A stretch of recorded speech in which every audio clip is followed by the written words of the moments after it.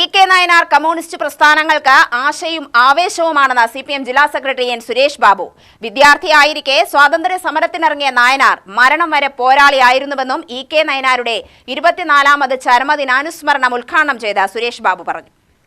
ദേശീയ പ്രസ്ഥാനത്തിലൂടെ കോൺഗ്രസിലെത്തിയ നായനാർ പിന്നീട് കമ്മ്യൂണിസ്റ്റ് മുന്നണി പോരാളിയാവുകയായിരുന്നു. കൃഷ്ണപിള്ള നേതൃത്വം കൊടുത്ത ബാലസംഘത്തിന്റെ കല്യാശ്ശേരി യൂണിറ്റ് പ്രസിഡന്റായതോടെ കമ്മ്യൂണിസ്റ്റ് ആശയങ്ങളുടെ പ്രചാരകനായി മാറി. AKG, കൃഷ്ണപിള്ള തുടങ്ങിയ മുൻനിര നേതാക്കളുടെ ശൂന്യത നികത്തിയത് ഇ.കെ. നായനാരാണ്.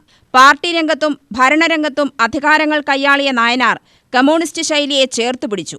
പാർട്ടിക്കുണ്ടാവുന്ന താൽക്കാലിക പ്രതിസന്ധികൾ മറികടക്കാൻ ഇ.കെ. നായനാരെ പോലുള്ള മുന്നണി പോരാളികൾ എന്നും ആവേശമാണെന്നും സുരേഷ് ബാബു പറഞ്ഞു.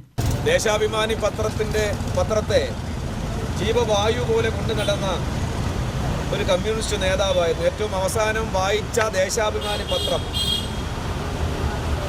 എൻ്റെ മരണത്തിന് ശേഷം എൻ്റെ ശരീരത്തിനോടൊപ്പം ചേർത്ത് വെക്കണമെന്ന് പറഞ്ഞ കമ്മ്യൂണിസ്റ്റ് നേതാവായിരുന്നു. അത്തരത്തിൽ ഏവർക്കും ജീവിതകാലത്ത് ആവേശം പകരുകയും കമ്മ്യൂണിസ്റ്റ് പാർട്ടിയെ ചാഞ്ചാട്ടമില്ലാതെ അചഞ്ചലതയോടുകൂടി നയിക്കുകയും ചെയ്യാൻ ഈ കമ്മ്യൂണിസ്റ്റ് വിപ്ലവകാരിക്ക് കഴിഞ്ഞു. UDF അധികാരത്തിൽ വരാനുണ്ടായ സാഹചര്യം വളരെ സൂക്ഷ്മതയോടുകൂടി നാം പരിശോധിച്ചാൽ മനസ്സിലാവും. ഒരുപാട് സീറ്റുകളിൽ BJPയുടെ വോട്ട് വാങ്ങിയാണ് UDFന്റെ വിജയം സാധ്യമായത്. BJP ജയിച്ചിട്ടുള്ള 3 സീറ്റുകളിൽ 2ാം സ്ഥാനത്ത് ഇടതുപക്ഷ ജനാധിപത്യ മുന്നണിയാണ്. അവിടെ ആയിരക്കണക്കിന് വോട്ടിൻ്റെ നഷ്ടമാണ് UDFന് ഉണ്ടായിട്ടുള്ളത്. കേരളത്തിൽ തുടർഭരണത്തിനെ അട്ടിമറിക്കാൻ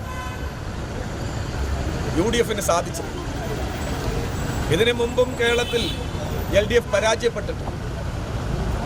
ചില മാധ്യമങ്ങളും പത്രങ്ങളും ഇപ്പോൾ പ്രചരിപ്പിക്കുന്നത് കമ്മ്യൂണിസ്റ്റ് പാർട്ടി ഇതോടുകൂടി ഒലിച്ചുപോയി എന്നാണ്. കമ്മ്യൂണിസ്റ്റ് പാർട്ടി ഇതിനു മുമ്പും ഒരുപാട് തോറ്റിട്ടുണ്ട്, ഒരുപാട് തവണ ജയിച്ചിട്ടുണ്ട്. MLA പ്രേംകുമാർ, CPM ജില്ലാ കമ്മിറ്റി അംഗം TK Noushad, area secretary Krishnankutty എന്നിവർ സംസാരിച്ചു. UTV news, Palakkad.